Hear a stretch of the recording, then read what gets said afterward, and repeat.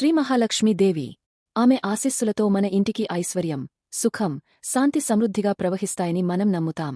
కాని అదే లక్ష్మీదేవికి ఒక అక్క ఉందని, ఆమె వల్ల మన ఇంట్లో దారిద్ర్యం, కలహం, నష్టాలు వస్తాయని మీకు తెలుసా? ఆమె ఆలక్ష్మీదేవి. ఈరోజు మనం ఆలక్ష్మీదేవి ఎవరు? ఆమె కథ ఏమిటి? ఆమెను ఎలా శాంతింపజేయాలి?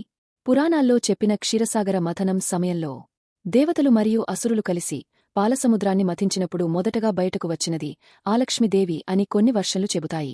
ఆమె తర్వాతే వస్తుంది శ్రీ మహాలక్ష్మీదేవి. ఇది ఓ సంకేతాత్మకమైన విషయం. శుభం రావాలంటే ముందుగా అశుభాన్ని తొలగించాలి. ఆలక్ష్మీదేవి ఇంటిలో ఉండగా లక్ష్మికి స్థానముండదు. ఆలక్ష్మిని ఇంటి నుండి పంపాలంటే ఏమి చేయాలి? నిత్యం శుభ్రత.